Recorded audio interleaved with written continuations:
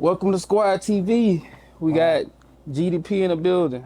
Man, thank you for having me. Thank you for taking your time to take that commute to ride from Baton Rouge to New Orleans to come see me or whatever. I respect what you're doing for your city and the culture of Louisiana and just hip hop period. So thank you for coming down or whatever. Like I said, me and you both friends with Dave and, Baton Rouge, when I couldn't get interviews in New Orleans, Baton Rouge people embraced me. So thank you, man, for coming Man, down. and I appreciate you for even contacting me on this, man. It was Facts. sooner or later we was gonna link, man. Sooner Right, or later. right, right. But so for somebody seeing GDP for the first time, who is GDP? GDP, I'm a music executive. I do journalism. I interview people. I love hip hop, so I love a lot about history and hip hop culture and commentary. Um, and on, like I said, blogger. So I blog, I do interviews, but the main thing I always was known for is like being a music executive, because I always studied people like Master P, Baby and Slim, Damon Dash, Puff, Easy E, Jermaine, people like that to name a few, Barry Gordon, all so I always liked the music executive, so that's what I really would say, music executive and blogger, but the blogging stuff came last. I'm really a music executive at heart. Right. So I'm gonna tell you a little about Squad TV. So I created this platform to really dive deep into Louisiana music history. Mm-hmm. So a lot of my questions will be music based, Right. but from the beginning we're gonna dive deep. We want to find out who GDP really is. So what part of New Orleans are you from? I grew up, we was on Section 8 a lot when we was young, so we moved a lot, but I would mainly say, I only lived on Tower Lane 2 years, but me and my brother that's doing life in prison, he been in prison 18 years, we might say Tower Lane East. My younger sisters, Dee and Nate, they'll say the 7th Ward. My older brother, I definitely say the 7th Ward. So we lived in the 7th Ward mainly, even in 6th Ward too, in the East. So I'll say the 7th Ward in the East, whatever, Tower Lane. And I'm going to say this, when people be like, man, that's Deuce Ward and all that, you can't say two places. Ride 49 rep the 4th Ward and the 9th Ward. Birdman represent the 13th and the 3rd Ward. Pop lived in Oakland and Marin City and, Brooklyn, Baltimore and Harlem. So those places made me, I would say, the 7th Ward and New Orleans East, Tower Lane area. Okay. So you really lived through a lot of the music era now through New Orleans. So how was the music scene when Cash Money and No Limit was on the rise? When Cash Money No Limit was on its rise, it was beautiful. I mean, seeing them blow up even before they blew up, because like I said, a lot of us didn't know about Master P till like I seen Bout It, and Ice Cream Man video, and that was big. We was like, man, who this dude is riding around this white Lexus? Because we was already bumping like Cash Money Hard and Big Boy Records. That was like Mystical Partners and Crown Fiend and all them was on there, and Ghetto Twins, to name a few. They was on that label, and but Cash Money was killing it in the city. But when No Limit came out and we seen Ice Cream Man album come out in '96, that was just like, whoa. Then he did the movie I'm About It in 1997, and that was crazy because we ain't never seen nothing like that, and that video movie was so raw. So when Cash Money was big and No Limit was at their height, it was great. I mean, for the side, I remember one time Joe Clef from Rap City was interviewing Outkast, and he was asking him about why you feel like people might be respecting y'all now. He was like, because at first they was like booing y'all at the source in '95, then y'all dropped ATLians, and they was like, y'all don't know if y'all aliens or pimps, then they dropped the Quimini. And he was like, I don't really feel like they started respecting us till Master P kicked down the door for the South. So Outkast said once Master P kicked down the door, it made it easy for the South. So not only New Orleans, the whole South really learned a lot from Master P and Cash Money with their groundbreaking deals was disruptive. The music, the production, people still taking the sound from KL and Beats by the Pound and Manifest to this day. And a lot of people want to stunt and all that, like Birdman and all that stuff like that. So, I mean, it's all in the culture. The diamonds in your mouth, like, on a big level. So, I feel like Cash Money No Limit at the time, it was a great time to be from New Orleans and hearing that, coming out the city. Right. So when did you realize you can turn your knowledge of New Orleans culture and music into an actual platform? Well, that happened when, shout out Sean Cotton from Say Cheese, because he had a post and it was talking about the hottest cities, that's the hottest cities right now in hip hop to him, and the hardest cities to blow up. And Baton Rouge was the hottest market at the time. He had #1, and New Orleans was the last city that you could blow up in. He felt like, and he was like, what do you feel like wrong? Why New Orleans can't get it right in Baton Rouge, doing what they doing? And I was like, I felt like at the time, New Orleans was like losing our way. We were sounding so much like Philly and Chicago, and it was so East Coast that we kind of had lost our way. And I felt like that's what hurt our Southern style, that I felt like we lost that. Memphis still got that. Baton Rouge loved that South stuff or whatever. And I felt like that's what hurt us. So when that happened, Sean started posting me a lot. And that's kind of how I started I was like, well, damn, he was taking my video and put it next to, like, whatever I was talking about, he'll put it next to the Hot Boys or next to Big Meech.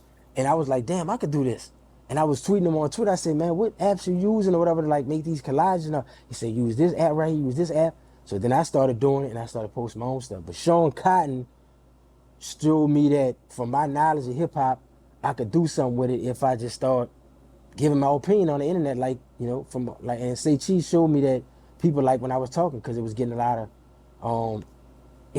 comments, a lot of engagement. Right. Shout out Say Cheese, man. Shout out Yeah. Sean Cotton. So I want to double back a little bit. So I know a lot of people see you as a New Orleans hip hop historian, right? Mm-hmm. So let's take us back before Cash Money, before No Limit. What was the music scene back then? That I remember, I'm an 80s bit. What I remember, like I said, I remember Gregory D and Manny Fresh. I remember like Warren Mays. I remember Lil Slim and UNLV and Mystical and I just remember all that stuff. You talking about before them, like, yeah, I remember like Jubilee. So all this stuff like Big Boy Records, Feel Phil and LOG and Mobo Joe. It was just like so much, like Tim Smooth, MC Thick. It was a lot. I mean, I'd be talking all day to name all the artists, but they had a sound. But at the time, when I would say like Gregory D or like Warren Mays, like Get It Girl and Buzz Down that wound up signing with Uncle Luke that, made Nasty Bitch and all that, like, we didn't really, this before the bounce got around. This just when New Orleans was like either kind of sounding like West Coast or trying to emulate, I guess, rapper lifestyle. Because like you said, if you look at like G Slim, he looked like he was a Crip. So he had like 6 foes on his album cover and stuff like that. And the CEO from Big Boy Records, Charles Temple, Big Chuck, he was from Cali, but he was like fuck with the 17 Hall, like Holly Grove and all that. But that's what it was. And then when like, I would say like when the Trigger Man started getting really popular, because Memphis, like the Trigger Man, they was making like, they was calling it Gangster Walk and records or whatever, I guess they was doing, whatever, and all that, like in the circles and shit, and calling Get Buck music. In New Orleans, we was doing a bounce to it. So then you get like T.T. Tucker and you get like DJ Jimmy and them, and just so many other artists started doing the bounce. And that's when I feel like our sound came. We found our sound when they was listening to the Showboys record from Hollis, Queens. That record didn't do good at all in Hollis, Queens, whatever, on Profile Records. It didn't do good, but it hit the South, and the people like Manny Fresh and just like a lot of producers in New Orleans and Memphis, they gravitated towards that record. That helped build bounce.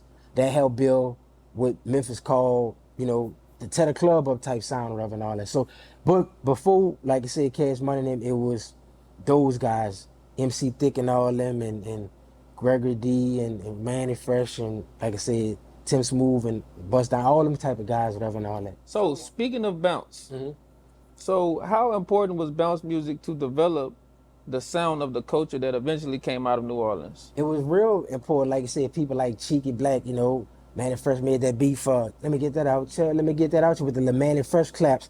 Like, it was important because I felt like that's what gave us our sound. Like, when you think of reggae, you think of the music that represents freedom and fighting for something and all, and the Rastafari and the culture of Jamaica in the 60s, that nice bass line that give you reggae music. And it means something to that culture, just like, oxtails mean a lot to them and all a Jamaican beef pie. Like, that mean a lot to them, just like gumbo and crawfish and the po' boy, or beignet mean a lot to us.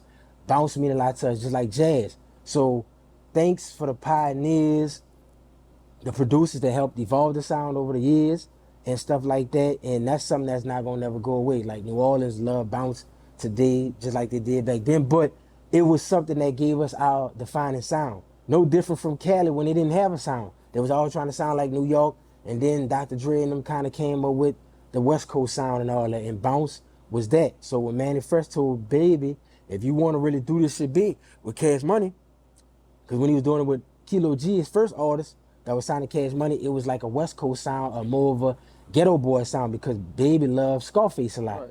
And that's what they was going after. But Fresh was like, we gonna do this bounce stuff. And he did it with UNLV, and they do these albums with UNLV, and then the sound start coming together. And Take 4 was doing it real good, a good job of it, and Big Boy was, and a lot of other labels around the town started picking up with that sound because everybody liked that beat, and that's why they called it that beat. So that beat is very important to our culture.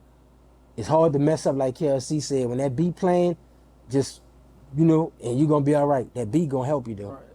So who are some New Orleans artists who don't get enough credit nationally for what they contributed to Southern hip hop? To Southern hip hop or New Orleans, or are you talking about just the South period? The South period. The South period? Nationally. Yeah. Man, shout out to, I feel like Ball and G should get more credit than they get and stuff like that. I would say UGK, but I feel like a lot of people respect UGK and they didn't do stuff on a big level. But I feel like I feel like Ball and G should get a lot more flowers nationally for their contribution to the game coming from the South. I don't know if people appreciate Uncle Luke as much as they should for being a pioneer. I was saying New Orleans artists. Oh, you talking about New Orleans artists? Okay, yeah, New Orleans. We still on the city now. New Orleans. I would say I wish UNLV would get more credit because they laid the foundation down before BG, picked up a mic over there and was busting around, before Juvie really laid it down for Cash Money with Soldier Rag. UNLV. Yellow Boy, rest in peace. Tech Nine, Lil Ya, those guys did a hell of a thing. Cheeky Black, what she did for the twerk some shit, and Jubilee. I feel like Jubilee, are definitely a pioneer. People influenced by him a lot. Shout out Magnolia Shorty. She influenced so many people. Gregory D played a big part in being a person that was early doing it. I feel like people don't really know about him as much as they should, but he mean a lot to New Orleans and to the game, because he definitely was one of those pioneers. Partners in Crime. Partners in Crime, one of the biggest. I don't know if they just couldn't stop making hits. It was like everywhere they go, hits was just falling out they hands or whatever. They was writing and it was just flowing. Shout out Precise. A lot of people talk about KLC and Beats by the Pound and all those guys that was in Beats by the Pound. They talk about Manny Fresh a lot. Precise was the one spearheading the sound for Big Boy Records. They would have been just as big as Cash Money No Limit or whatever, had, Chuck not go to jail and just things that happened to them, but they was really big. Ghetto Twins. I feel like Ghetto Twins was really, really important. It might be going on. Like I said, I feel like Bust Down, should get more credit. Tim Smooth, it's so many, bro. But that's just a couple of them. I know it's gonna be people I couldn't name, but I'll be talking all day, but it's a lot of them. DJ Jimmy, definitely DJ Tucker, and definitely DJ Irv. Okay. For sure. Yeah. DJ Irv. So I've been doing my research, man, and I always see this all the time. Whenever you do your research and you tell a certain part about a certain aspect of a music, where it come from, it's a lot of animosity, I say, against New Orleans and Baton Rouge, man. So let's get into the Louisiana conversation. Right. New Orleans versus Baton Rouge. Right. How different are the two music cultures? Well, over time with the Jiggalators, Sam I Am and all the guys, Jiggalators and stuff like that, and Down Bad, and just so many guys that, I love these pills, that's why I pop these pills. Like, the Jig sound came. But before that, you got Loke and Max Minnelli and Happy Perez and my boy, rest in peace, Young Bleed and stuff like that. I was on one of his last interviews he did with Boss Talk 101, and I was there that night. I was there in Vegas. That was the last time he was ever on the stage, whatever, with his compadres, whatever, and all that, before he wound up passing away, unfortunately. But Young Bleed daddy from New Orleans, stepdad from out the night where he told me. But anyway, Baton Rouge, Baton Rouge is truly Southern. I feel like New Orleans was at one time too, because I remember Master P had a ring, a pinky ring with a Louisiana boot on there. I got the boot on my own or whatever. So I don't love Louisiana. It's on my own. My grandma from Napoleonville originally, my grandfather from Dynastyville originally. On my Mama side, my daddy side, my grandfather from Knoxville, my grandma from New Orleans uptown. But anyway, Baton Rouge, Jiggy sound. Baton Rouge like to get buck. Baton Rouge love the South. They really, really Southern. That's what I do admire about them. New Orleans, you know, we kind of got, we love to wear Timbs. We say sun. You know, we like Rockefeller Records a lot. We love state property. Like we just love the East Coast a lot. Like we love Philly. Like, and I guess that's because our cities was like right by the water, and we had a lot of immigrants came in, and our accent's so different. Cause like we say man, and Baton Rouge, I'll say man. So it's different, like the way we talk. And but even though it's like an hour, probably and 15 minutes away, it's still different. But it's in a good way. I like that or whatever. It's no different from like the Bay might be the Oakland is different from Los Angeles, but both of them mean a lot to California. They just different styles and all that. So like I said, New Orleans, you know, is a lot. It was heroin. I mean, Boo said heroin hit the city. Now these niggas going crazy. Like, you know, heroin wasn't the drug that was down there. It was down in New Orleans. New Orleans, yeah. It was in places like Chicago, Detroit, Baltimore, Harlem, other places too, or whatever. But for sure, I know those places, and it was definitely in New Orleans. And that's why you heard BG saying, you know, he 13, 14, and straight up dope fiend getting loaded. You know, and I need a bag of furrow. So our cities is a lot different, but they still connect a lot to each other because a lot of people from Baton Rouge come down for Bayou Classic. They root for the Saints. They come to the Pelicans games. We go out to the LSU games and stuff like that. You know, we love Kevin Gates down here. Boosting them was a lot harder for them back in the day. I remember bumping Boosie and one of my cousins when they went to the Franklinton Fair. Was out in Napoleonville, and I was like, man, who this dude is, this baby mom, and you know, do it big and all that shit. But when I brought it to New Orleans, everybody was like, man, turn it off. His voice was annoying. So it was always the accent. I don't know if they gave Webby a hard time, but I guess Boosie's voice was so high pitched that a lot of people gave him a hard time. But years later, Kevin Gates kicked down the door to me, and then New Orleans loved Gates, but Gates had relationships with like Booby Black and Fee and Petey and so many other people. Plus, you know, his saying he lived in the night, he was born living in Lower Ninth Ward, Cross Canal, but then he was raised in South Baton Rouge.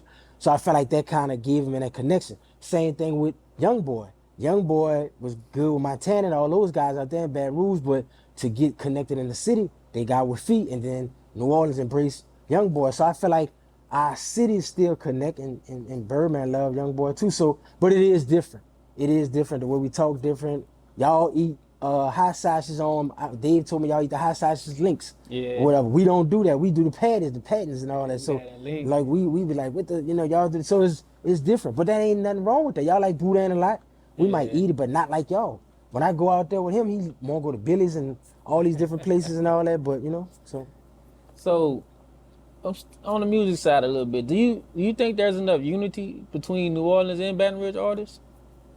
It's cool. It could be better, and it could be better not just in Baton Rouge, through the whole state. But I think a lot when we say I'm from New Orleans, not Louisiana, I think that's a slap in the face to everybody in the state. And I think people, I mean, when I was young, I don't remember people saying it as much. People say people been doing it. I don't remember it being as bad as it is. Soldier Slim and all them dudes was glad to represent the boot. Baby and all them, Manny Fresh was saying I'm country living like all these dudes. Master P on, I'm about it, shouting everybody out, Shreveport, Baton Rouge and all that. So I think that kind of hurt and made it a lot more division because a lot of people be saying I'm from New Orleans, not Louisiana. I think Baton Rouge take offense to that.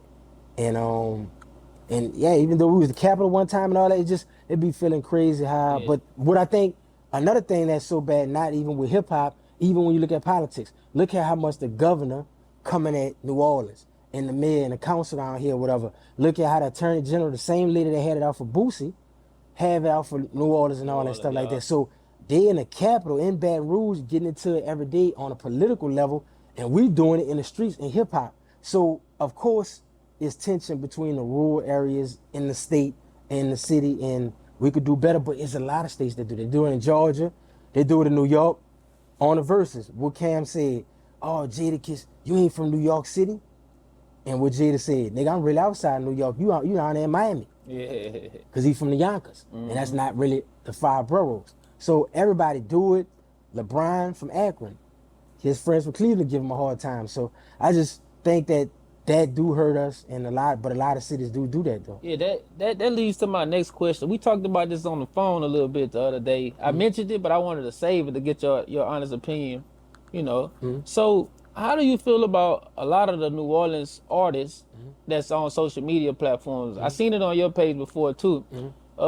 They stated that they not from Louisiana, they from New Orleans, but from my point of view, on outside looking in, when they don't get a lot of support from the state of Louisiana, it's like they get angry, and Right. you know, Right. how do you feel about that? Them not getting enough support from outside of outside of New Orleans, but other artists from Louisiana get support from all over Louisiana. Well, like you said, that's because, like you said, the division. And by them kind of saying that, it's like shooting yourself in the foot. It's like trying to run for the governor, but you saying, I don't like a bunch of these bunkins and these other little Bamas and these other parts of Louisiana. Right. You know, so if you take a shot at Opelousas, Admit, Marksville, whatever, you know, just to name a few, all these other towns, Kentwood, of course, people in Ponchatoula or any other where going to feel some type of way because you're making them feel like they're not important. And there's nothing wrong with being from a bigger city. And a lot of times, like I said, people from major cities all throughout America, even in countries like China, people in Hong Kong or Japan or whatever, like wherever everybody at and all that, they're gonna still feel, people in Kingston might feel like they really important because they're in a big part of Jamaica. So everybody do it. Houston do it, to Dallas and Fort Worth, they do it. So this not just, but it do hurt. Yeah. So you're right, when you do that and people don't want to come to your show. So if I got a show in Opelousas and I've been talking about, man, we ain't from no Louisiana, then if nobody from Opelousas don't show up to the show, they be like, what, they don't fuck with us? Right. So you really kind of putting your foot in your mouth, but that's why I said the internet is a gift and a curse, because people like me and you can make a name on the internet, but at the same time, if you use it wrong, it can hurt you. Right. So by them disrespecting people in them other small towns and they don't get no support, you can't do nothing but blame yourself. Tyler Perry knew he had to get the Chitlin circuit. He had to go to all them small towns. Gucci Mane, Master P, Boosie and Webby, they needed them little towns. Boosie and them had have New Orleans, but they had everywhere else in Louisiana. Yeah. And those places matter because all that shit add up at the end. So do you feel like division is what caused a lot of disruption in the music industry in Louisiana? Division, yeah. Division caused it in Louisiana, it caused it all over hip hop and all over everywhere. Yeah, a lot of that being, like I said, there's nothing wrong, like I said, with loving where you from. Because like I said, you know, I know you love Baton Rouge, and a lot of my partners, they're proud of where they're from. As y'all should, because y'all made a contribution and y'all made y'all name, and now y'all really on the map or whatever and all that. Y'all should be glad because it was a long time. I remember when y'all first got y'all area code in 1998 in August or whatever.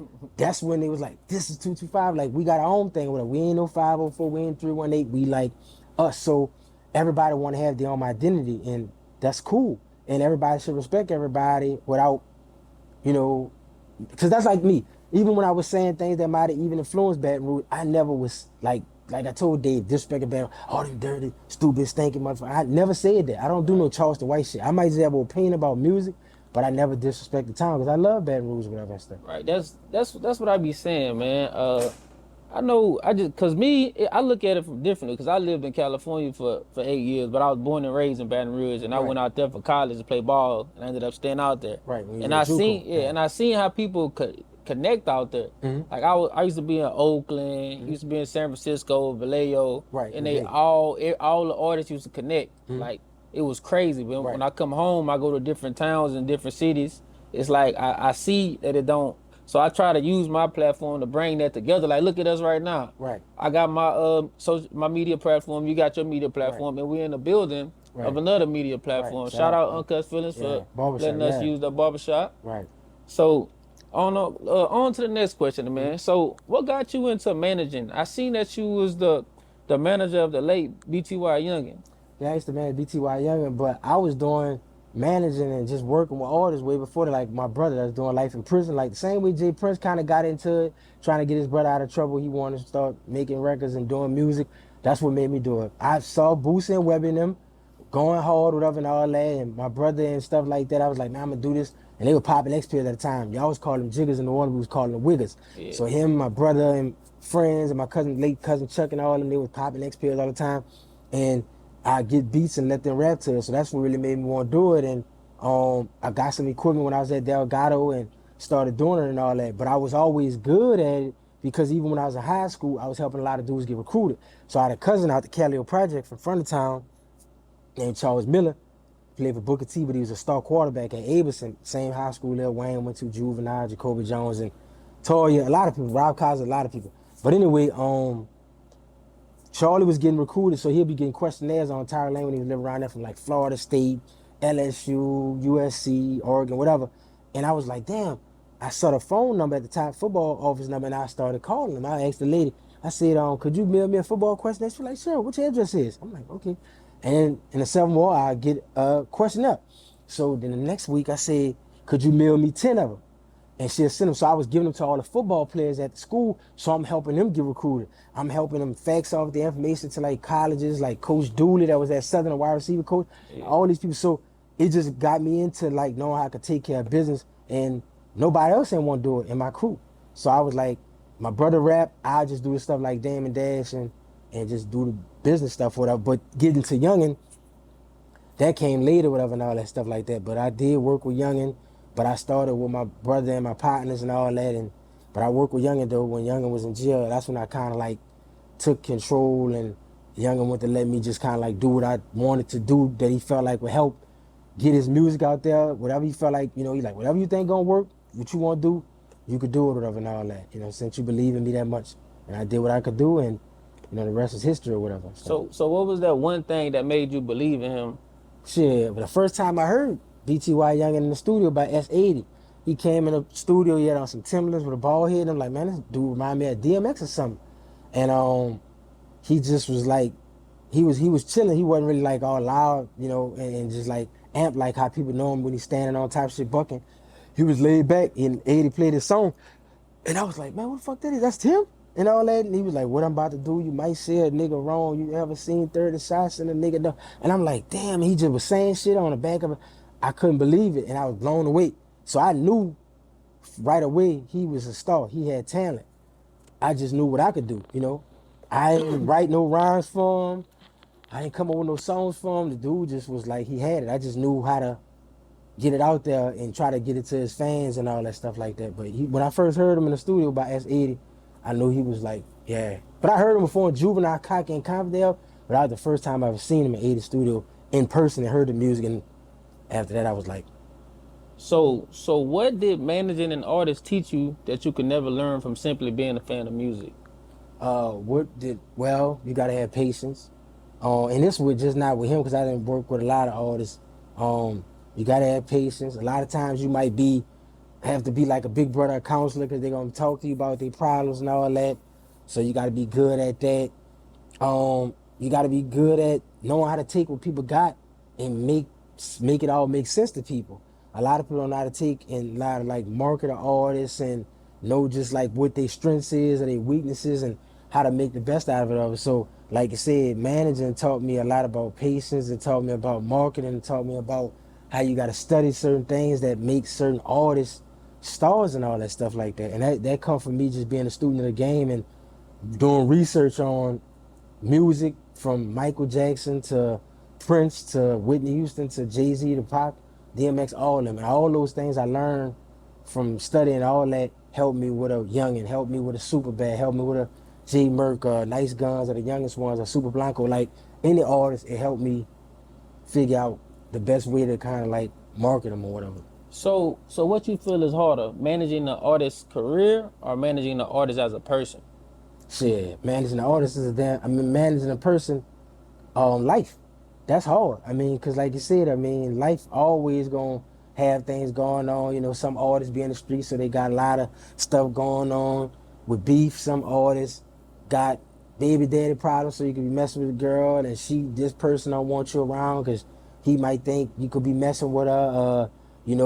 They got family problems, you got to help them out or whatever and all that. So it could be all kind of stuff like, they getting in trouble with jail, you got to be there for them, buying them out and all that. So it's just a lot of things that if you working on somebody's life, it could be hard because that's a lot of stress on top of whatever you might be dealing with in your own life.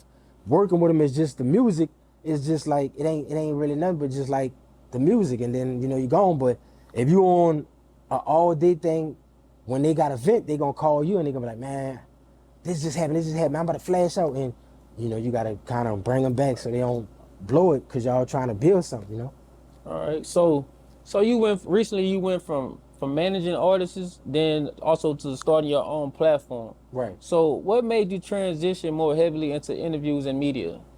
Well, the interview, I mean, a lot of my fans kept telling me, man, you need to interview this person, you need to interview this person, you need to interview Master P, you need to try to interview this one, and Mac, and, whatever. So I started interviewing people because I was seeing what Vlad and them was doing, the Shake Cheese. I'm saying, okay, this what they doing, and all that stuff like that. And I seen that my brand, me, was getting really popular, Geedy P or whatever. So that's why I was always saying, blame Geedy P, because when everything go wrong, people blame me, but when things go right, I don't get no glory, but when something go wrong, put it all on me. So I took that and tried to make light of it. Like when Birdman said, you finish it, you're done. He took something negative and tried to flip it into something positive. So, I just, what you was asking, I'm trying to think, because I went to rambling a little bit. I was saying, what made you transition more heavily into doing interviews and media? Oh yeah, like I said, it's just like when you able to do those interviews and do the media stuff, it was a market for it. It's like a void. Like when I was at Sneaker Politics one time, when Sean Cotton came down here, he was down there and he was saying, he was trying to help New Orleans, like try to bring a light on and try to figure out how he could make it all make sense for New Orleans and stuff. And he was like, man, I'm trying to figure out how I can help. And I was like, damn, all these people came out to say cheese. I need to try to do something like that myself. So like I said, when I was seeing how he was posting me, and I was like, I could make this and all that stuff like that, I could do that. We had something like we had Louisiana T doing stuff like that, and like neutral grounds and all that. I was like, man, I could do what Say Cheese and them doing and all that for New Orleans, just like those doing. But I'm a focus heavily on hip hop, like Sean Cotton and academics. Plus, I was studying the Shade Room a lot. I was studying the lady that started that a lot, and I was like, man, I gotta find the best clips out of interview and start this barbershop talk. That's why it's crazy. We sitting in the barbershop too talking. But I was like, if we could start barbershop talk on my page, a lot of people like, oh man, why you posting this dude on your page and this dude talking and all that? He ain't no famous person. I wasn't famous when Sean posted me neither. Yeah. He liked, in my opinion, was disruptive. I find people all the time that they don't have to be the most known, but it might be important. It might catch my attention. Right. Like Sean Cotton said, like Showtime at the Apollo. Put them on the stage. Some people might like it. Some people might boo him. But I felt like it was a void for it. I did it. I seen what Darren was doing from NOLA Zine too. He was doing a good job. I'm like, man, I need to start, doing interviews and posting content like Say Cheese Academics on my blog and fill a void. And that's what I did with that. So when you started doing interviews, did people immediately respect you as a media personality, or did you have to prove yourself? No, I ain't gonna lie, when I first started doing interviews, people liked it. Now, sometimes people might have said that what they would probably say, let the people finish the question. No, not let them finish the question. They were probably saying, like, I guess, yeah, because I kind of know so much about some people, I might damn near answer at first. So that's coming from not being media trained. I was raw. So at first it was that, but people all knew that I knew my shit. And they knew that when I gave interviews, they was going to be very informative. It was going to be very interesting, always, and stuff like that. So, yeah, they like when I do interviews. They like when I interview people. I can interview Super Sin. I interviewed a guy that was on death row in Mississippi for a quadruple murder. He wound up being exonerated. Like, I interviewed a lot of people and stuff like that. So, yeah, they love when I do interviews and stuff like that because they know I'm going to do my research and it's going to always be interesting, yeah. So, do you consider yourself a journalist, historian, personality, content curator, or something completely different? I kind of think I got a little bit of all of them in me with the music executive stuff. Right. Because I could do the interviewing stuff because I'm talkative. My mom used to get in trouble. She said when she was in Catholic school, the nuns used to always try to throw her across the room because she talked a lot. So I always been talkative. So that's why I guess I could do interviews and I could do the journalism stuff and all that. I feel comfortable and confident doing it. I don't get nervous. I could do a whole interview and never mess up one time. Like I didn't know how to edit, so I couldn't say, damn, I got to do that question over. I got to get it right all the way. The whole hour, I got to go. I can't mess up because I don't know how to edit. So all those things, you know, I knew I was good at it because I had to just be like, I couldn't get starstruck and mess up and be like, oh, you know. So that's how I knew I was really good at it. But I think I'm a combination of all of them, and I think a lot of people that do great things like Will Smith, Jamie Foxx, Deion Sanders, a lot of them could do many different things. They good at a lot of different things. They jack all trades. So why do you think a lot of negative stuff in the media does more numbers than positive things? A lot of negative stuff do it. I mean, it's just like the newspaper. It's like the news. People see somebody just got killed in Baton Rouge or just got killed in New Orleans somewhere. Everybody gonna be talking about that. That's gonna be more go viral. People gonna talk about that more than they just saying they just opened up a new park or whatever, new playground. More people gonna be talking about somebody that just got killed in a certain part of town on the blog. This rapper got killed. Or they ain't gonna say a new black rapper just opened up a school. They're gonna be talking about the other shit. Somebody's got their brains blown out. So the negative stuff, but you gotta think about it. The media even do that. See, they always blame the bloggers. Say the bloggers being messy, the bloggers pushing this. The news do the same thing. Yeah, they do. They gonna put that. Why you think the weather lasts? The weather be last. All the shit that the most breaking news, somebody just got killed, they had a big old accident or whatever, somebody just robbed the bank. That's gonna be the main thing that's gonna get all the attention. Right. The shit that's gonna be the last and most not interesting shit is gonna be the weather. You know, weather forecast for the week or whatever. Nobody don't really care about that as much. I mean, but they trying to sell newspapers. Same thing with the newspaper. What's gonna be on the front of the newspaper? A headline. Something that's gonna be big. The Twin Towers just blew up. They're gonna talk so the blogs always get in trouble for they saying they put, but the media always, people always just like, think about this. Jerry Springer. They had Donahue back in the day. Donahue was talking about real topics, real things that really touch people's heart and soul.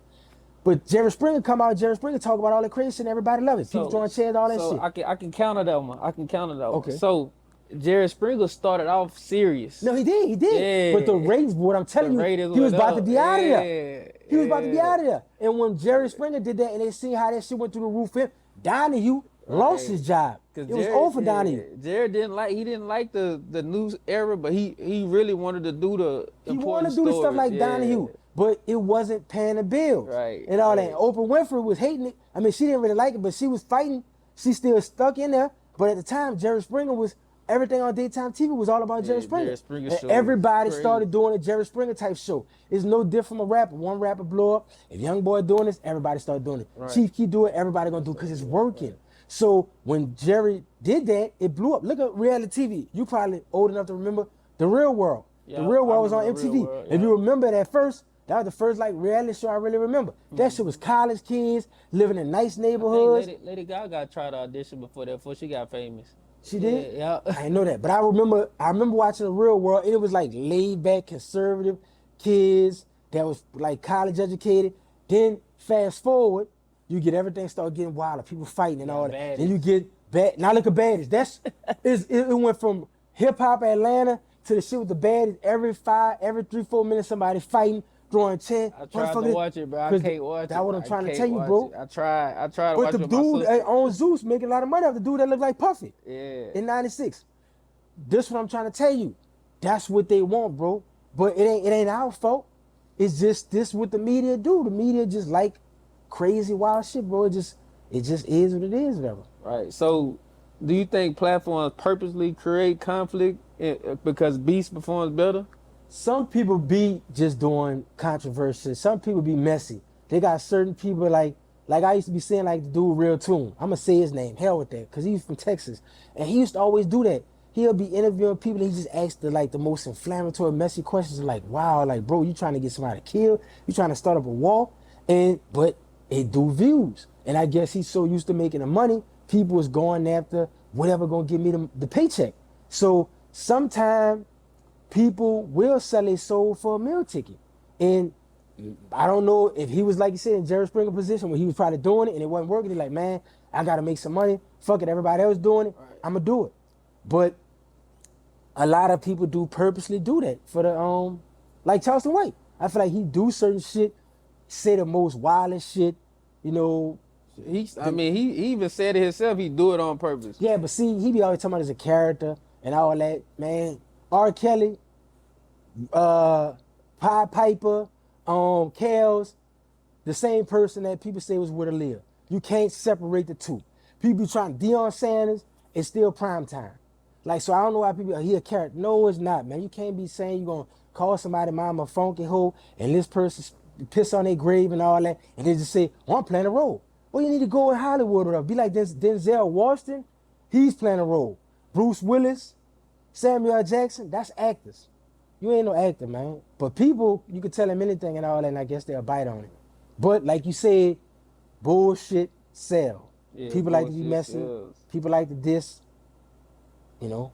But we all in kind of posted some stuff because everything in the world ain't always gonna be peaches and cream. Everything ain't always gonna be sweet, you know. Right. I feel like for me, if I feel like I have some controversial questions that might, I always ask the person I'm interviewing. I think that's what a lot of interviewers don't do. Right. Because I feel like I know if I'm going to this interview with a certain person, and because I know a lot of people that's into it with each other, but I try to avoid those questions Right. because on certain, like my platform, like I'm trying to do everything by the book, but sometimes something will slide in, Right. and then like it'll just do numbers, and it And wasn't sometimes they intentional. might say it. Yeah. You might not say it, they might say Exactly. it. And that's the same thing Sean Cotton was saying. He'll interview Trap Boy Freddie or Yellow Bees or Mo 3 and they'll say certain stuff. But because he was documenting all of it, everybody pointed the finger at him. But like you said, in Baton Rouge, everybody ain't friends. It's some people that don't like each other. It's like in New Orleans or like in Harlem, wherever. Everybody got, you know, oppositions, adversaries everywhere. But as the media, they're gonna always point the finger at you, but you just trying to get the story without, like you said, going too far to be messy, because you know it's a lot of shit be sensitive and it's like walking around landmines.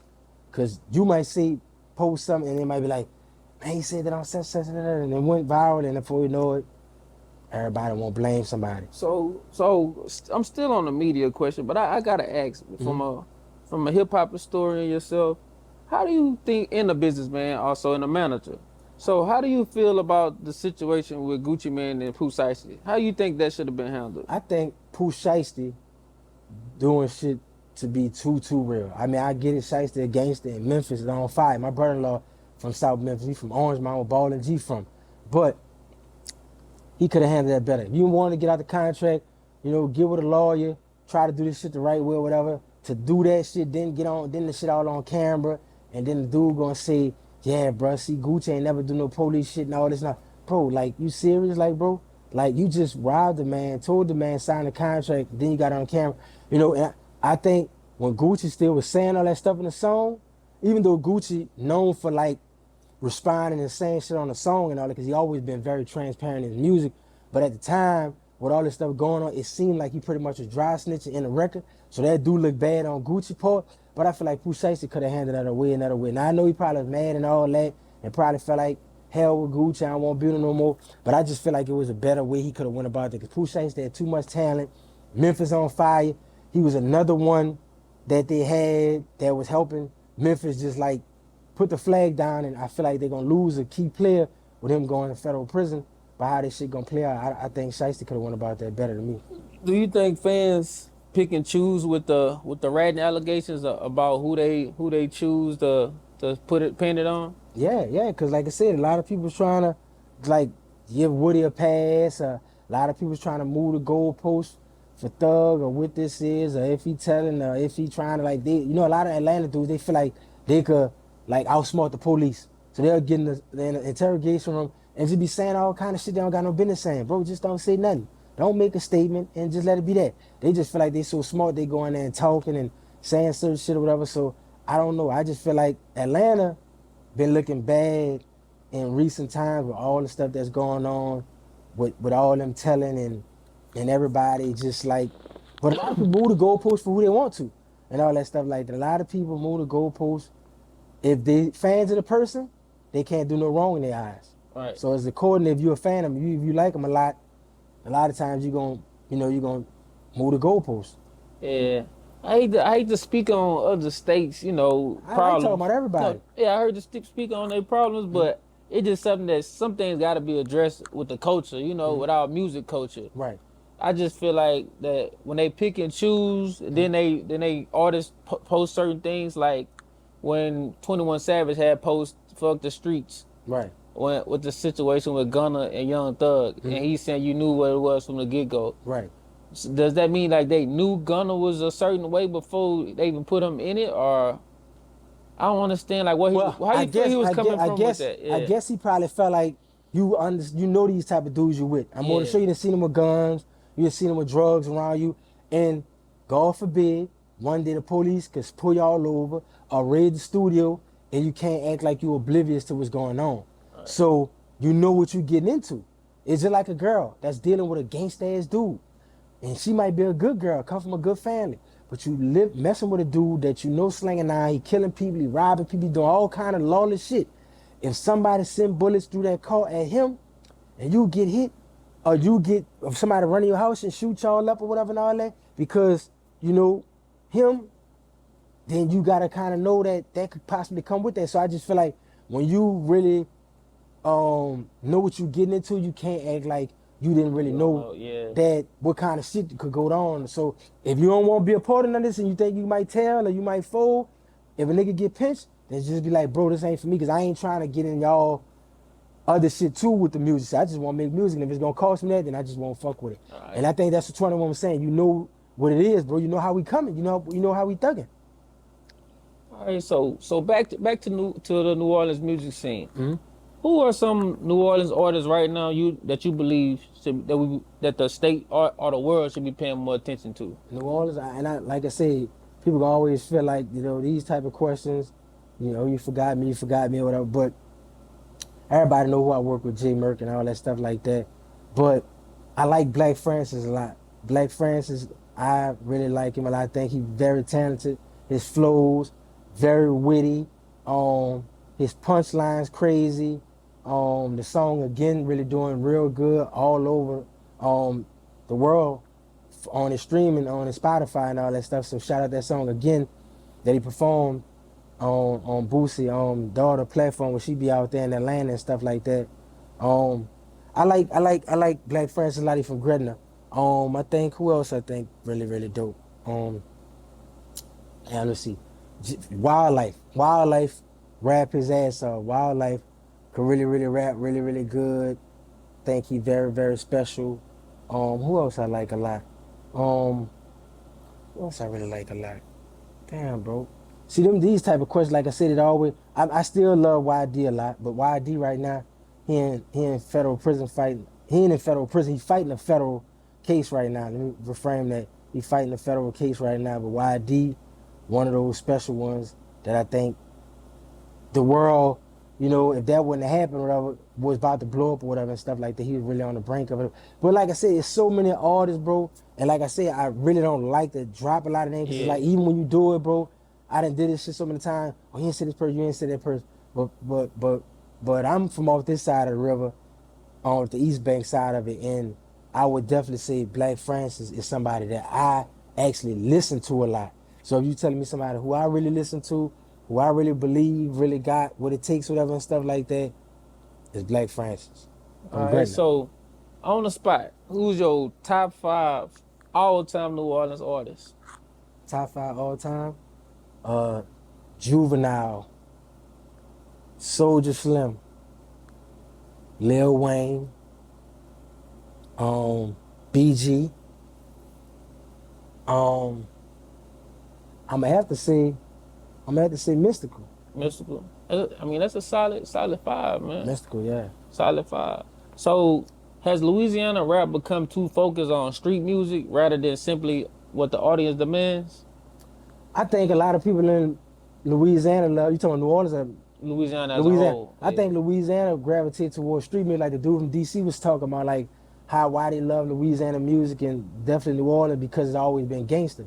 But it's just the conditions, bro. You gotta realize we live in one of the poorest states, education real low, so a lot of people be thugging. They be in the streets, they be getting how they live for real. So the music ain't gonna sound like, they grew up around the corner from the Huxtables. It's gonna be gutter. It's gonna be, project and have the bounce and just the gritty raw shit, because that's how people living and all that. It's gangster. It's gutter, like Gregory D said on the what that shit was, the Hip Hop Evolution documentary that was on Netflix or something like that. Like, it's just gutter and gangster. So that's why they love Soulja Slim, BG, UNLV, you know, Magnolia Shorty and shit. So yeah, it's just Louisiana, Boosie, Webby, Nussy, you know, Kevin Gates, like Loke and them, they like that shit. That iron. You know, they like that kind of music. Shreveport, they like that kind of music, you know. They get ratchet, they thugs. So I just feel like our music is the way it is because it's just grimy and poor and real. All right, so we're gonna play a game of rapid fire. Basically this or that. So you're gonna choose one Mhm. or choose both, and, Okay. and elaborate a little bit on why you choose both, Okay. or elaborate on why you chose that one. Okay. No limit or Cash Money. Honestly, Cash Money. And I know people might say that because they see me rolling with Babe and them, but I always did like Cash Money. Growing up in New Orleans, I was hearing Cash Money way as far as hearing No Limit. But I wear these glasses because Master P. Matter of fact, I could choose both of them, you said, right? So Cash Money and No Limit, I'm going to tell you why. Cash Money, I came up on Cash Money first because that's all I was really hearing out those two. And I liked the Baby and Slim and all that. I just liked the stun, the beats Man and Fresh made. Everything about Cash Money, I was crazy about. I was more of a Cash Money fan than anything. But I love a lot about No Limit because the sound too and my look. Like my logo for Geedy P, that come from Master P logo from the 1994, the Ghetto Trying to Kill Me album. So if you look at that album cover, when he got on, when a prostitute lady on there, they said with him in the picture, that's the logo from the 94 album cover. So I got that, these glasses, the ones you want to last dime, and the Make 'Em Say video. So Cash Money and No Limit, I got to pick both of them. But if I had to go a little over, it'll probably be Cash Money. 400 Degrees or Chopper City in the Ghetto. Oh, Choppers in the Ghetto, a fire album, but I got to go 400 Degrees. And the reason why, one of my other favorite albums for Drew was Soldier Rag in 97. That album was so fire. But 400 Degrees, Beowulf, and Funky Fingers and Manny Fresh, like all the production that they put into that sonically is unbelievable. And that's why the album still, Drew be touring just off the album. He could tour just off the album. That's a hip hop classic. It got, I think, 4 mics and maybe 4.5. It should have got 5. The Souls got that wrong, but they got a lot of shit wrong in the South. It took him the damn Scarface got the damn the fix for them to give him a 5 mic album. It took Outkast a couple of them before they gave him a 5 mic album. That was definitely supposed to be a 5 mic album because Outkast finally got one on the Criminal. But anyway, 400 Degrees, the beats, the songs, and like Puff told Baby, he wished they could have did more singles off the album because the album was loaded with singles. They only put out, Follow Me Now, and Back to the Ass Up, but they had more of them on there. And I think if he'd have did what like Nelly did, just doing more videos, I think that album could have probably went diamond. I don't know, but 400 Degrees, Juvenile. This one right here kind of tough. Mia X or Magnolia Shorty. Mia X. I'm from the 712, whatever. Mia X been going hard. Mia X been killing bounce beats since the Payback and all that stuff like that. Mia rap her ass off. Mia was spitting on the label with people like Mac and Mystical and Soulja Slim and Fiend, to name a few. Like Mia was kicking ass. So Mia X, Magnolia Shorty go hard, but Mia could rap all bounce beats and Mia could out rap the best rappers. Mia is the real queen of the South. Mama Mia, and she get down in the kitchen. She cook, she whoop your ass in the kitchen and in the studio. Yeah, I heard. And that go for women and men. I heard she be cooking it up. Hey, Yeah, she got Mia, cookbooks and everything. This? Yeah, I need a plate. Yeah. Mia X, and shout out Mia X. And shout out her too, because she let us use her record. J Murkhead did that 7-1 anthem, and we sampled her song. So yeah, shout out Mia X all day. Manny Fresh or KLC? Manny Fresh. KL go hard, but my favorite is Manny Fresh. I love Manny Fresh. And it ain't because he's just from the 712. Manny, like I said, I just been listening to Manny even before. I mean, like I said, KL was doing stuff and all that, you know, with Pastor Snake and all that, but I just always did like Manny Fresh beats and all that stuff like that. Like, I just love Manny Fresh. And I even love him as an artist too, whatever. So, Manny Fresh. Soulja Slim or Young Greatness? Soulja Slim, all day. The whole New Orleans will say that. And shout out to Greatness too, whatever. But Soulja Slim influenced so many, not just in New Orleans and Louisiana, throughout the country. People love Soulja Slim. James Tapp like was really special rapper, a great writer. He just so New Orleans, like his bop. You know, BG was really influenced a lot by Soulja Slim a lot. Everybody like I said, bro, Soulja Slim, like man, Soulja was the truth. That's why No Limit was wearing the camouflage stuff, and everybody wore Soulja Reeboks at the time because Soulja Slim, like Soulja gave a lot to the culture, just not music but swag and all that. So Magnolia Slim, Soulja Slim all day. Block party or second line? Second line. A second line gonna go further. A block party just gonna be on that block. But a second line, you know, you gonna move with the second line. The second line gonna have a nice little, you know, a nice little pat you gonna be going or whatever and all that. Like, you know, you gotta go down, you go hit different blocks and streets and all that stuff like that. So second line all day. Old school New Orleans rap or new school New Orleans rap? Old school New Orleans was the era that really put New Orleans on the map. The Cash Money, the No Limit, the 90s New Orleans and all that stuff like that. In the early 2000s was that moment. So yeah, the older stuff was the stuff that the world still being inspired by it today. So, you know, hopefully the new era, we get more. But right now, they got other people that they got their time right now, and shout out to them too. But it always come back around. But the old New Orleans was special. Gumbo or jambalaya? Gumbo. Gumbo all day. Like, that's our signature dish, whatever and all that. You can't go wrong with a good gumbo. All right, these some spicy questions right here. Okay. Who had the bigger impact on Louisiana, P or Wayne? Musically. On the and whole business. On the whole Louisiana? Yeah. I'm probably gonna say Master P, because Master P made a lot of people on own shit. Master P and them just was doing shit so early, bro, and they was fucking with the whole state. Like, you know, and they had the record label out there in Baton Rouge. You know, P was standing on that southern country, down south shit. You know, players from the South Stack G's. I just feel like he was so southern. And I feel like Wayne influenced Louisiana a lot, but it's like saying who would Louisiana love more out of Boosie and Wayne. I would say the whole Louisiana might love Boosie more because they relate more to him. So I feel like Master P, because not only the money he made, him starting a record label, everybody being on No Limit albums and all that in the state, like I would probably say, if we talking and Master P wore the boot, like I said on his pinky, before Wayne was even calling it Lil Louisiana Fest, P was going hard for Louisiana and the whole South. So I'm gonna say Master P for Louisiana. Loyalty or respect? Loyalty or respect? Loyalty. Loyalty mean a lot. I mean, you know, loyalty, you ain't gonna cross somebody that you loyal to. If you loyal to them, you gotta respect them, because you loyal to them.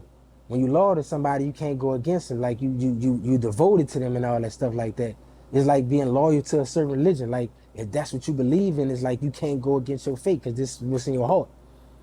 So you might respect other people's religion and what everybody else do, but this is what's in your heart. So I feel like loyalty is the most important thing, because if you loyal to somebody and you've been down and dedicated with them, they'll see that in you and they'll want to do stuff for you because they know you got you got their back, and then they can trust you. They can leave money around you. They can leave their wife around you, and she can walk past them damn near naked and then turn around.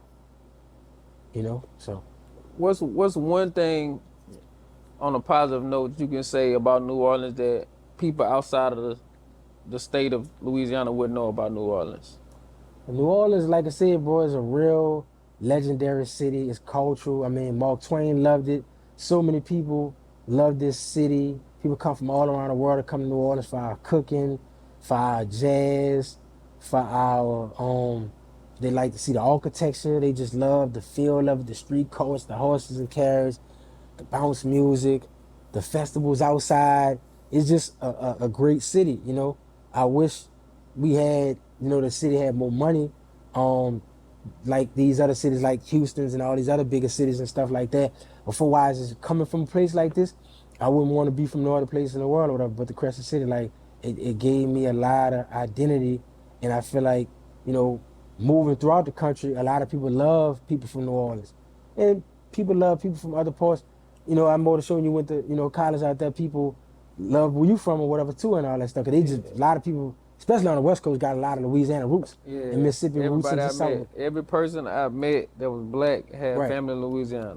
That's Like what I'm it was saying. Cause I can't. Every person I met, it was the crazy. Great Migration. I saw Warren G talking the other day. He was talking about how he still eat chitlins and all that on certain holidays and all that stuff like that because they love it. So yeah, bro, New Orleans is just a beautiful place to be from, and I think a lot of people probably already know that because a lot of people travel here all the time. It's definitely a travel destination if you want to have a good time and eat some great food and go to some good festivals. I enjoy Mardi Gras. So So I seen Shia LaBeouf was out here yeah, for a couple. He he love to probably come down. still out here. Yeah, he love to be down here. Do you feel like when people come to New Orleans from all over, you just feel like they just don't want to leave? Have you ever thought that? Yeah, a lot of people. I mean, is it broke? Because a lot of people be like, man, we could drink outside and all that and party all night. It'd be like mind blowing. Because some people fucking cities closed after midnight. The whole city shut down or whatever.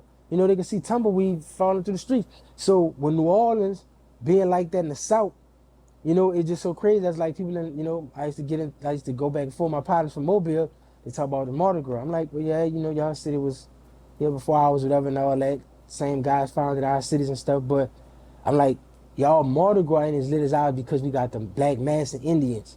We got the second line stuff.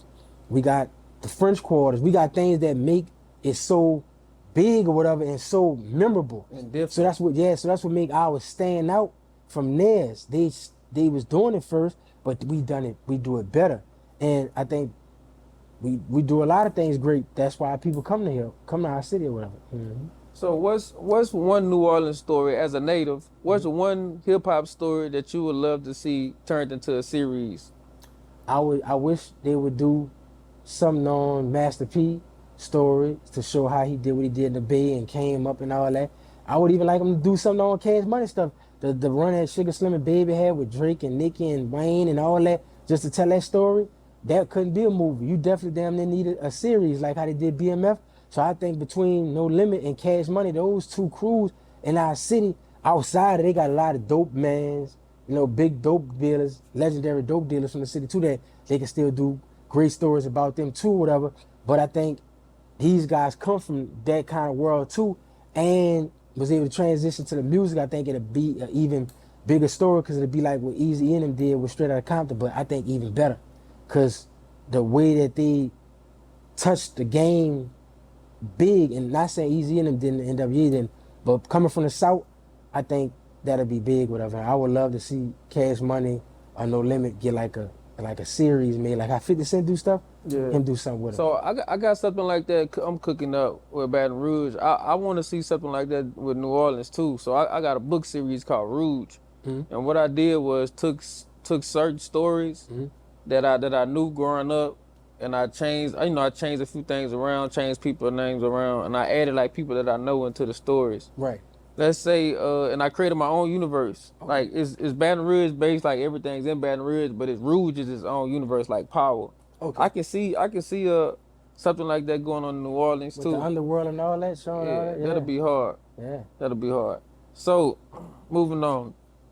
So, is there somebody from Louisiana music history you feel deserve their flowers while they're still here?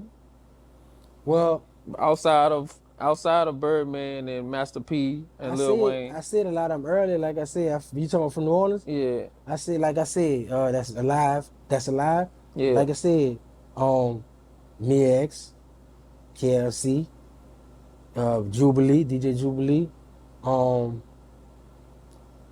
DJ Jimmy. DJ Jimmy still alive. Like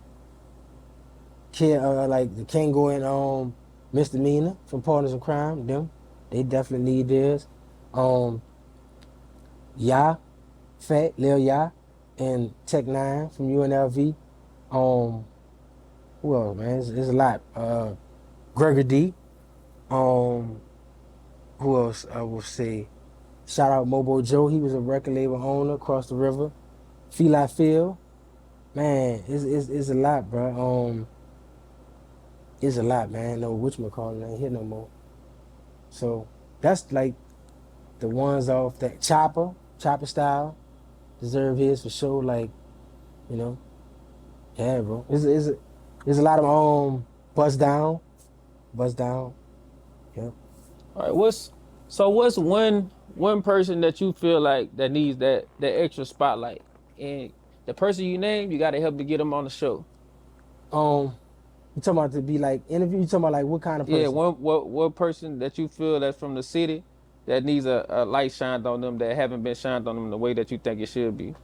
You talking about throwback? Are you talking about a new Oh, no, artist or that's new. something? Yeah, new, I, new. I, It could be anything. It could be an artist, actor, actress, hairstylist. I would like for you to talk to the guy, Black Friends, because like I said, he went to prison, did like 15 or 16 years in prison. He was in that prison Tallulah and a lot of other prisons. He probably was in every prison in the state of Louisiana through the DOC itself, or probably Angola and maybe two more to prison. So he got a hell of a story. So I would say Black Francis and stuff like that. His dad was a big guy in the streets, made a lot of money, was a millionaire guy.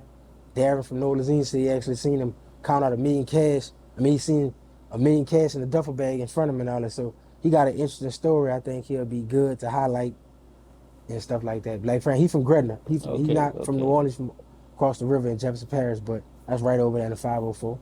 All right, so we're gonna switch lanes a little bit. So I see you. Everybody know that the Tyler Perry got the big name. Mm-hmm. So do you think that Tyler Perry should have built at least some of the studio in New Orleans or anywhere in It Louisiana? would have been probably nice, whatever. I just don't think they be getting the right tax breaks and all that deals. That's why Walt Disney loved New Orleans. He got a whole little area in Walt Disney look like that's dedicated to New Orleans. But New Orleans ain't want to give him the deal that he wanted. That's why he brought it to Orlando. So it'd be a lot of times it'd be politics. Atlanta gave him a deal he couldn't refuse. Same thing with 50. 50. Yeah, 50 that got was an my next offer he question couldn't was gonna refuse and lead went to to. Shreveport. So I think it always be politics. You know, they got people in the people's pockets and people don't be wanting to bend. And some people be like, man, I'm not paying them numbers and all that, you know.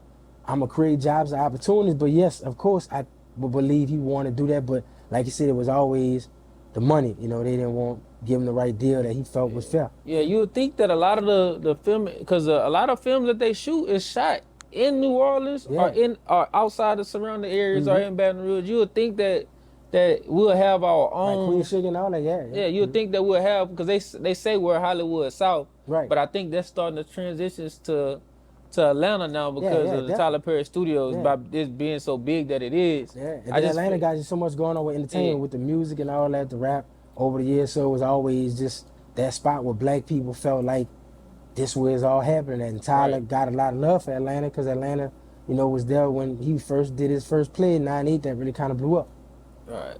So when everything is finished, what do you want people to say GDP contribute to with Louisiana hip hop or Louisiana business?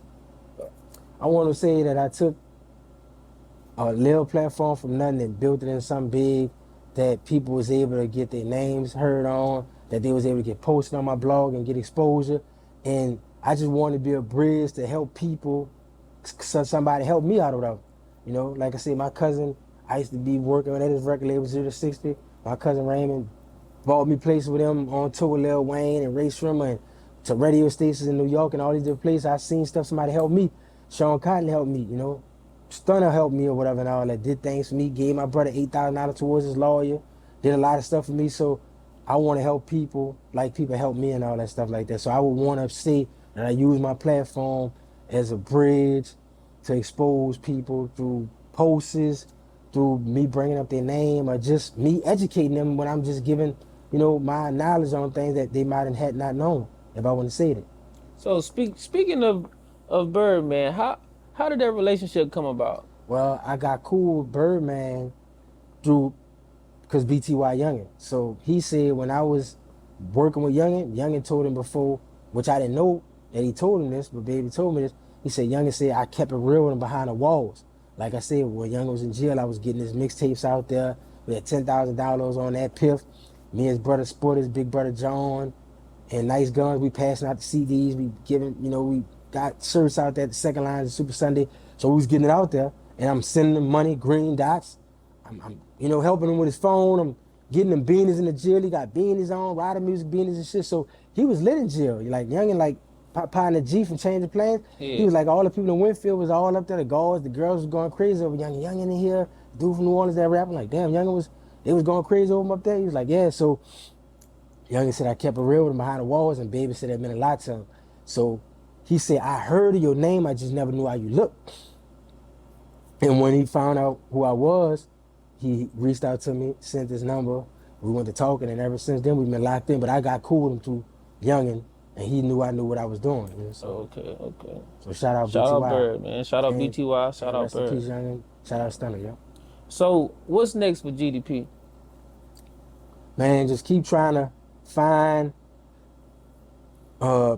interesting stories, trying to find artists that I might want to work with, because people be telling me I need to do the music executive stuff because they tell me I'm really good at that. So just trying to find that right artist to break through, help break through, and just keep trying to shed light on my platform when I can. I'm only one platform, like I said. They got a whole lot of them out there. I'm not the only one, but I'm gonna try to do what I could when I can, and that's what I'm gonna keep trying to do. And try to do more interviews, because a lot of people like when I do interviews, I feel like I do it and then I stop. I got to get more consistent, and stop worrying about the numbers sometimes. Because sometimes the numbers, like Sean Cotton said, could be discouraging. But Big D, rest in peace, that used to go on his show out there in Dallas, Medium Mogul. He used to always tell me, tell Sean and us, don't worry about the numbers. Just keep pumping out content. The numbers gonna, line up. So man, I appreciate you for coming on my platform, man, and giving me some insight on your life in the Louisiana culture, man. I just want to say thank you, man. I Thank you. appreciate you for taking the time to come to down here, bro. And like I said, I rock with Baton Rouge. I know people might think that I don't like Baton Rouge because I might say stuff was influenced by people before at one point in time or whatever. But I love Baton Rouge. I love what Baton Rouge doing. I love the jig sound. I love what it involved into. I love our young boy kicking ass.